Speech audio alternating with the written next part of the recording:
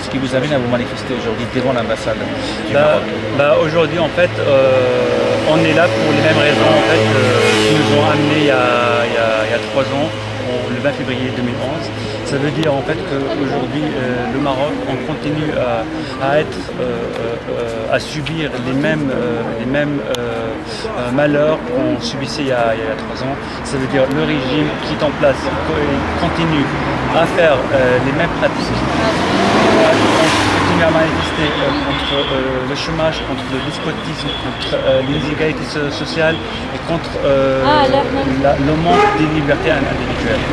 Techniquement, il y a des choses qui ont changé, puisqu'il y a eu une nouvelle constitution en milieu, mais en fait, apparemment, c'est vrai que depuis 3 ans, il y a eu des modifications, mais elles sont loin de répondre à vos exigences. Voilà, en fait, c'est seulement techniquement, parce que au fond, la Constitution, rien n'a changé. Quand on prend la Constitution aujourd'hui, c'était juste une refonte de la Constitution qui correspond aucunement aux revendications du peuple marocain.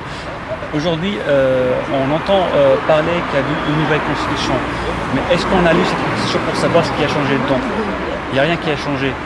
Tout se passe comme se passait avant le 20 février. Encore qu'aujourd'hui, le régime il est en train de revenir en arrière sur ce qu'on a acquis, parce qu'on a acquis des choses quand même. Parce qu'il y a quand même un mur de peur qui a été brisé grâce à la volonté populaire.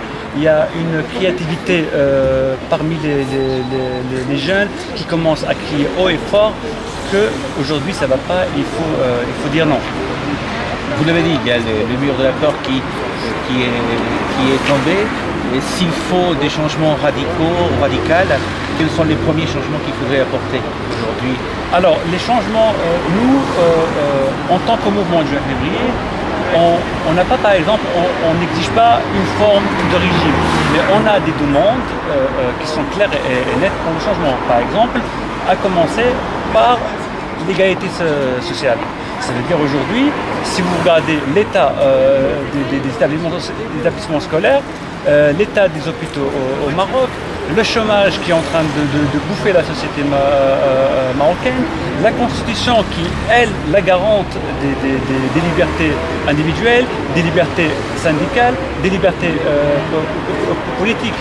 Et même au niveau économique, aujourd'hui, tous les indicateurs socio-économiques au Maroc montrent que le pays est beaucoup plus loin que ce qu'on peut le croire. Surtout l'image qu'on le montre ici en France et à l'Occident en général comme un pays, comme un havre de paix. Alors que c'est tout à fait le contraire et on comprend bien qu'il y a une complicité entre l'État français et l'Union européenne en général et l'État marocain.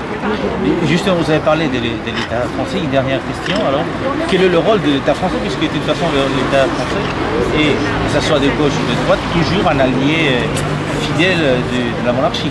Bien sûr, bien sûr. Pour nous, il n'y a rien qui change, que ce soit la droite ou la gauche. C'est exactement la même politique qui se mène. Il faudrait bien comprendre qu'aujourd'hui, ceux qui influencent les décisions politiques qui sont en France ou au Maroc, c'est les entrepreneurs français. Le CAC 40 aujourd'hui, il est très bien installé au Maroc. Quand on regarde le secteur du bâtiment, de la communication et tous les secteurs, le CAC 40, ils sont présents et des fois avec des moyens pas trop honnêtes. Regardons par exemple le TGV. Le TGV, est-ce que les Marocains aujourd'hui ont besoin d'un TGV? Moi je dirais non. Il y a des endroits très reculés dans le pays où les enfants ils ont besoin d'un bus. Ils marchent 2 heures pour aller à une école. Donc il y a des priorités dans le pays par lesquelles il faudrait commencer. Mais le TGV répond à d'autres exigences. Notamment pour satisfaire l'État français et le capital français. Donc c'est là où il faut comprendre les décisions politiques aujourd'hui en France. Que ce soit UMP ou PS, pour nous c'est la même chose. Et une dernière question. Quel est le rôle de votre mouvement, enfin des Marocains en France, ceux qui sont à l'extérieur du Maroc? Quel est le rôle? Qu'est-ce que vous pouvez apporter justement? Nous en fait, notre rôle en France il est double. D'abord c'est pour montrer la société française que le Maroc, c'est pas ce qu'on voit dans les cartes postales. Le Maroc, c'est beaucoup plus que ça. Et quand on va au Maroc, on connaîtra la réalité. Ça veut dire la misère, le chômage à un niveau incroyable, et surtout la répression et plus de 200 prisonniers politiques au Maroc. C'est ça le vrai Maroc. Et la seconde chose, c'est que nous, on essaie aussi de faire pression de notre part, parce qu'on sait que le Maroc est lié à la France. Il est lié à la France et il est aussi à l'Union européenne. Donc nous, aujourd'hui, par exemple, notre rôle essentiel, c'est de demander la libération des prisonniers politiques.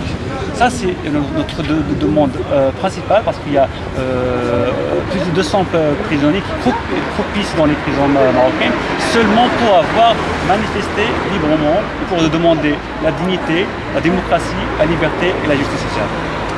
Merci beaucoup, Jean. Devant l'ambassade du Maroc à Paris pour commémorer le 3e anniversaire du mouvement du 1 février qui s'est déclenché en 2011 suite aux révoltes qui étaient dans la région, en Égypte, Tunisie. Et ce mouvement s'est déclenché avec comme mot d'ordre dignité, liberté et justice sociale. Nous sommes là à 3 ans de ce mouvement-là et rien n'a changé au Maroc. Il y a toujours la répression, il y a toujours la détention politique, les mêmes motivations qui ont poussé les gens à sortir en 2011 sont toujours d'actualité. Donc c'est ce qui nous pousse à continuer notre lutte pour la dignité, la liberté et la justice sociale. Qu'est-ce que vous, Marocains à l'étranger et notamment en France, pouvez justement apporter dans ces combats pour la justice et la liberté? On peut déjà faire connaître ce qui se passe au Maroc comme répression, parce qu'il y a l'omerta sur ça. La presse française et les politiques françaises ne parlent absolument pas de ce qui se passe au Maroc, parce qu'ils ont des intérêts économiques, le CAC 40, etc. Donc nous, ça nous pousse à manifester, à faire connaître à l'Occident ce qui se passe au Maroc, que ce n'est pas une exception au Maroc. L'exception, c'est que on n'en parle pas, c'est ça vraiment l'exception. On ne parle jamais des plus de 200 prisonniers politiques, on ne parle jamais de la répression qui touche les militants chaque jour dans les rues des villes marocaines. Comme par exemple avant-hier, il y a eu une répression forte contre une manifestation à Marrakech. Marrakech qui est vue ici comme juste un paradis touristique où tout se passe bien, il y a des hôtels, il y a des boîtes de nuit, mais la population locale marocaine, elle en souffre parce que le pouvoir d'achat du Marocain ne peut plus suivre les augmentations du prix, l'augmentation de l'immobilier, etc. Et donc ils sont vraiment très très touchés par une crise sociale. Et puis une dernière question, quel est le rôle de la France dans tout ça, puisque la France est l'allié premier du Maroc et elle se félicite à chaque fois qu'il y a des changements, que ce soit la nouvelle constitution par exemple. Oui, justement parce qu'ils ont des intérêts au Maroc, donc il y a des entreprises françaises qui sont installées au Maroc, des entreprises du CAC 40 qui sont installées partout, il y a des politiques françaises qui vont passer leurs vacances là-bas, donc ils ont tout intérêt à ne pas parler de la situation locale, de la crise économique qui touche les Marocains chaque jour. Donc on est là justement pour toucher ces politiques françaises et leur dire arrêtez de faire de garder le silence sur ce qui se passe à 3000 km d'ici. Merci beaucoup Sophia. Une première question. Je te vois. Une question sur quelle est aujourd'hui la situation des droits de l'homme au Maroc?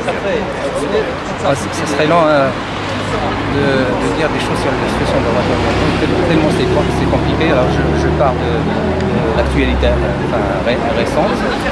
Il y a eu un procès intenté à Maître Boutin, qui est l'avocat de la famille de Barka ici à Lille, par un certain Tounsi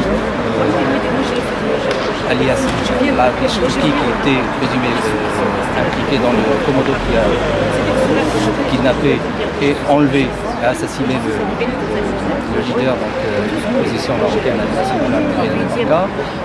Nous avons été en association avec un collectif d'associations pour soutenir Maître bulletins avec 72 organisations en soutien et plus de 400 signatures en tant que personnalité intellectuelle et démocrate, telles que Abdelatif Labi, Mohamed Harbi, Gilles Perrault, l'écrivain et l'auteur de Notre ami le roi. Alors ça c'est par rapport à la famille de Barka. Nous avons aussi eu connaissance hier de deux plaintes déposées ici en France par la CAT, l'Action chrétienne pour l'abolition de la torture, au nom de Namas Farid Sarabi qui est détenu à Rabat après le jugement du tribunal militaire dans l'affaire des Méziques. Et puis une deuxième plainte aussi déposée par Maître Patrick Baudouin qui est président d'honneur de la FIDH au nom de jeune boxeur marocain Zakaria Mouni qui a été donc emprisonné pendant 3 ans, ramené à 2 ans et demi après la pression faite par les associations de défense des droits de l'homme. Donc ce sont des plaintes pour torture parce qu'il y avait hier la présence de monsieur Abdelatif Hamouchi qui est le directeur général de la surveillance du territoire. Et donc la justice française a voulu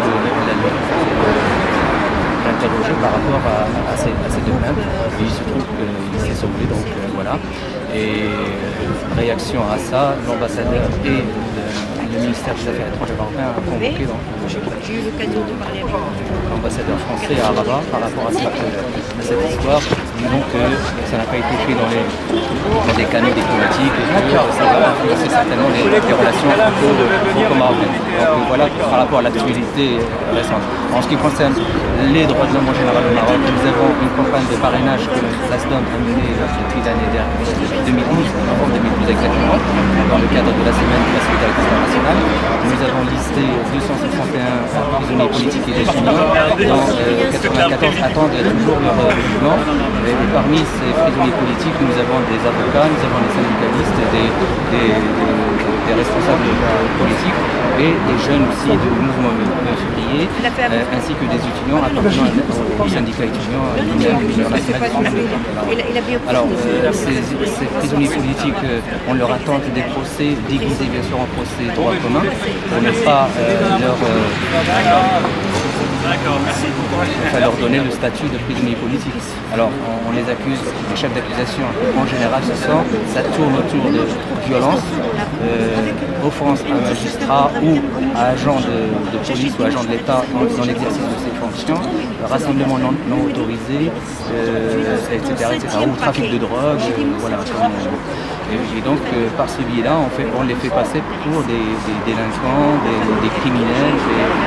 Pour les Sahraouis, nous n'en parlons pas, le tribunal militaire a rendu son verdict avec des condamnations à perpétuité parce qu'ils les considèrent comme des criminels qui vont donc tuer des officiers marocains. Voilà. Voilà ce qu'on peut dire un peu sur la situation générale. Donc la détention politique continue au Maroc comme avant, mais sous d'autres formes. On ne reconnaît pas le statut de prisonnier politique, justement pour ne pas donner l'image d'un pays de non-ordre. Parce que le Maroc, comme vous le savez, a ratifié toutes les conventions qui existent, que ce soit sur la torture, la disparition, la détention, l'arbitraire, etc. Mais malheureusement, la réalité le prouve. On continue de la pratiquer, sauf pour ne pas donner cette image d'un pays non respectueux des droits de l'homme. On maquille les procès, on procès de droits communs, trafiquants de drogue, dealers. Merci beaucoup. Merci. Merci.